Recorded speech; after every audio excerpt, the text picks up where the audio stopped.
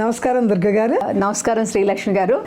దుర్గ గారు, సింహాచలం మీద ఉన్న దేవాలయాన్ని 18వ శతాబ్దంలో విధ్వంసం చేయాలని ప్రయత్నించారంట కదండి. ఎలా రక్షించుకున్నాం మనం ఆ రోజు? 18వ శతాబ్దంలో పూసపాటి జగపతి రాజు వంశీయులు పాలించేవారు. అప్పుడు కొంతమంది ముష్కరులకి అంటే సింహాచల విగ్రహాలని మొత్తం ధ్వంసం చేయాలంటే రాజుతో వచ్చిన విభేదాలకి ఈ సింహాద్రి దేవాలయం యొక్క విగ్రహాలన్నీ ధ్వంసం చేసుకుంటూ వస్తున్నారు వాళ్ళు. 1000 మెట్లు కలిగిన అంతటి ఎత్తున్న పర్వతానికి కింద ఒక్కొక్క విగ్రహాన్ని విరగొట్టుకుంటూ పైకి వస్తుంటే అక్కడ ఒక ఉద్యోగి ఉన్నాడు. ఆయన పేరు గోగులపాటి కూర్మనాథ కవి. ఆయన ఉద్యోగి, కవి, అపారమైన భక్తుడు దేవుడికి. కింద అంతా ముష్కరులు వస్తున్నారు, విగ్రహాలు ధ్వంసం చేస్తున్నారు, పాపం దేవాలయం వాళ్ళ సభ్యులందరూ చనిపోతున్నారని తెలుస్తోంది అతనికి ఆహాకారాలు. కానీ ఈ దేవుడిని నేను ఎలాగైనా రక్షించాలి అని దేవుడిని ఇలా పట్టేసుకుంటాడు కావలించుకుని. నాయనా, నేను అసక్తుండి, ఇంతమంది ముష్కరులు నేను ఎదుర్కోలేను, నువ్వు రక్షించుకో, నువ్వు ఎక్కడికన్నా వెళ్ళిపో, నువ్వు మాయమైపో, నువ్వు కాపాడుకొని ఆర్తితోటి పట్టుకుని ఏడుస్తూ ఆయన 108 పద్యాలని ఆసువుగా నృసింహ శతకం అని చదివారండి ఆయన. అందులో ప్రతి దాంట్లో కూడా ఆయన వైరి హరణ నరసింహ అంటారు. అంటే నువ్వు వైరుల్ని శిక్షించి రక్షించుకున్న నరసింహ అని ఆయన 100 పద్యాలని శతకంగా ఆసువుగా చెప్పేస్తారండి. ఒక పక్కన ముష్కరులు పైకి వచ్చేస్తున్నారు, మెట్లు ఎక్కుతున్నారు. ఆ బాధలో ఆయన ఆ దేవుడిని అలా తలుచుకుంటూ పద్యాలు చెప్పేస్తారు. అంటే అతనిలో ఉన్న వేదన అంతా. అయితే ఈయన చదువుతున్నారు, ఏడుస్తున్నారు, పట్టుకున్నారు. ఈ లోపల ఒక కొండ గుహలోంచండి 1000 లక్షల సంఖ్యలో పెద్ద పెద్ద తేనెటీగలు వచ్చేసాయిట. ఆ తేనెటీగలు వచ్చి ఆ ముష్కరులందరినీ కుట్టేస్తుంటే వాళ్ళు లబో దిబోమని పరిగెట్టారట. రక్తం ఓడుతోంది, కింద పడిపోతున్నారు, తప్పించుకుంటున్నారు. మామూలు సైన్యం కూడా చేయలేని పని ఆ పెద్ద పెద్ద తేనెటీగలు వాళ్ళని పారద్రోలాయి. ఎంత దూరం పారద్రోలాయి అంటే 20 కిలోమీటర్లు తరిమి ఇది ఒక ప్రదేశం తుమ్మెద మెట్ట అనే ప్రాంతం దాకా వెళ్ళిపోయారట.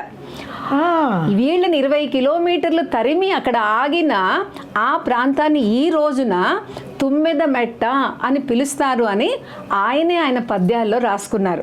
అది ఎలా రాశారంటే, నీవు పంప పారసీకుల గండు తుమ్మెదలు తరిమిన ఉద్దండ లీల వైరిహరి రంప నరసింహాద్రి అని రాసుకున్నారు.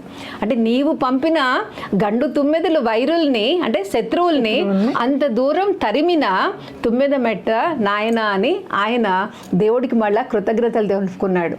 అంటే మనం ఇవన్నీ పురాణాల ఇతిహాసాల్లో ఒక దేవుడు ఆర్తితోటి మనం గనుక ప్రార్థిస్తే దేవుడు మనం అసలు తుమ్మెదలు వస్తాయి, గండు తుమ్మెదలు వస్తాయి, తేనెటీగలు వస్తాయి, వాళ్ళని కుట్టి వాళ్ళు పరిగెట్టగలరు, తరుముతుందని ఊహిస్తామండి. చూడండి, తుపాకీల కన్నా ఖడ్గాల కన్నా కూడా దేవుడు శత్రువుల్ని మట్టు పట్టించాలంటే పరిగెట్టించాడు, ఎలా పంపించాడు, తరిమి కొట్టాడు. విచిత్రంగా ఉంది అసలు, వింటూ ఉంటేనే ఇంత అద్భుతమా. ఇది ఆయన పద్యాల్లో మనకి దొరికిందండి. నండూరు శ్రీనివాసరావు గారు చక్కగా పద్యాన్ని పాడి కూడా మనకి వినిపించిన వీడియో కూడా యూట్యూబ్లో ఉంది. ఇలా దేవుడికి అనేక మహిమలు అంటే మనం మనస్ఫూర్తిగా శరణాగతి దేవుడికి పొందితే ఆయన కూడా మన వైపున అంత చక్కగా శరణాగతి చూపిస్తారు అని చెప్తారండి. చాలా చాలా చాలా మంచి విషయం. అసలు సింహాచలం అప్పన్న మహత్యం కూడా ఎంతో గొప్పగా చెప్పారు. ఇలాంటివన్నీ వదిలేసుకొని మనం కేవలం బంగారాల కోసమే పరిగెత్తుతాం.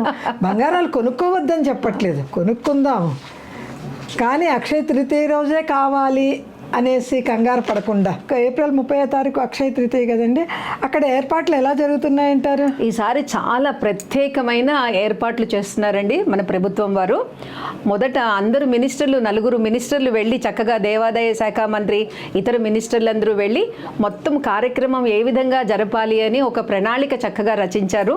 సెక్యూరిటీ అనండి, ప్రసాదాలు అనండి, వచ్చిన వాళ్ళకి లడ్డూలు అవి ఇవ్వాలి, ఏ విధంగా నుంచోబెట్టాలి, తర్వాత మొదటగా వాళ్ళ యొక్క ఎవరెవరికి దర్శనం దర్శనాలు ఎలా ఇవ్వాలి, ధర్మకర్తలు పూసపాటి వంశం వారికి మొదటగా ఇస్తారు, ఆ తర్వాత అభిషేకాలు జరిగాక సుగంధ ద్రవ్యాలు వనములకు చేశాక వాళ్ళకి ప్రత్యేకతగా ఉంటుంది ధర్మకర్తలకి ఏ గుళ్ళో అయినా ధర్మకర్తలకి మొదట ఇచ్చాక తర్వాత ఇంకా మన ఆహ్వానితులు అనండి, మంత్రులు, ముఖ్యమంత్రులు అందరూ కూడా. ఈసారి ప్రత్యేకమైన విశేషం ఏంటంటే దేవుడికి పట్టు వస్త్రాలు తీసుకుని మన చంద్రబాబు నాయుడు గారు కుటుంబ సమేతంగా, భార్యా సమేతంగా వెళ్తున్నారండి. అది చాలా విశేషం. అలాగే మన టీటీడీ వారు అప్పన్న స్వామికి పట్టుబట్టలు పంపిస్తున్నారు. అలా రాష్ట్రంలో ఇతర మంత్రులు, అధికారులు, అనధికారులు, ప్రముఖులు, న్యాయాధికారులు, న్యాయమూర్తులు అందరూ కూడా వెళ్తున్నారు.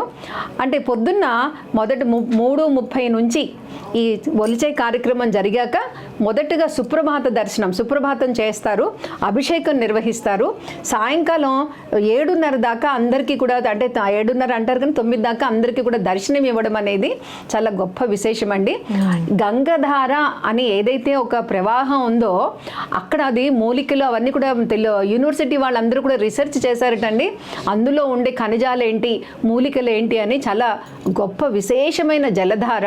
అక్కడి నుంచి సహస్ర ఘటాభిషేకం, కడవలతోటి వెళ్ళి నీరు తెచ్చి దేవుడికి చక్కటి అభిషేకాన్ని నిర్వహించాక మళ్ళా రాత్రి 9 గంటల తర్వాత 125 కిలోలు అంటే 3 మణుగుల చందనాన్ని, కర్పూరము, కస్తూరి, అనేక సుగంధ ద్రవ్యాలు, మన కుంకుమ పువ్వు, అలా విశేషమైన జాజికాయ, జాపత్రి, సుగంధ ద్రవ్యాలన్నీ వేసి దేవుడికి మళ్ళా చందనాన్ని రాస్తూ రాస్తూ రాస్తూ ఉంటారండి. ఆ కార్యక్రమం చూడడానికి 2 కళ్ళు చాలవండి, ఎవరైనా కూడా తప్పకుండా వెళ్ళాలి. సో అద్భుతంగా ఉందండి. ఈసారి అనేక విశేషాలు, చక్కటి అరేంజ్మెంట్స్ చేస్తున్నారు. ఈ తర్వాత 32 కిలోల చెక్కలు మొదటగా దేవుడికి చూపించి దాన్ని శుద్ధి చేసి పోషణ చేసి ఆ చెక్కల్ని కూడా వాళ్ళు తీసుకొచ్చేటప్పుడు ఈ యొక్క సుగంధ ద్రవ్యాలతో కలిపిన గంధాన్ని తీసుకొచ్చేటప్పుడు కూడా పండితులు వేద మంత్రాలు చదువుతారు, నాదస్వరం, భజనలు, కీర్తనలు, ఒక పెద్ద వేడుకలాగా ఉత్సాహంగా దేవుడికి తీసుకొస్తూ ఉంటే మనకి అసలు ఒక ఒళ్ళు గగురుపాటు పడిచి మనము దేవుడు సాక్షాత్తుగా మనం ఎదుర్కొన్నా ఉన్నాడా, అటు ప్రహ్లాదుడు అటువంటి వంశం వాళ్ళందరూ ఇక్కడికి వచ్చేసారా, దేవతలందరూ ఉన్నారా, మునులు వాళ్ళందరూ చూస్తున్నారా పైనుంచి అన్నంత విశేషంగా ఆ యొక్క వేడుక జరుగుతూ ఉంటుందండి. ఆ సంబరాలు అనండి, చందనోత్సవం అనండి బాగా జరుగుతుంది. అందరూ కూడా సమాయత్తమై అక్కడ సెక్యూరిటీ అనండి, అరేంజ్మెంట్స్ అనండి, భోజన వసతులు, ఉండడానికి వసతులన్నీ కూడా చాలా బాగా చేశారు. కాబట్టి అందరూ చక్కగా వెళ్ళి దర్శనం చేసుకునే అవకాశం ఉందండి. చాలా చక్కగా వివరించారండి, కళ్ళకి కట్టినట్టుగా వివరించారు జరగబోయే విషయాన్ని. చాలా సంతోషం. ఒక అద్భుతమైన దృశ్యం అది.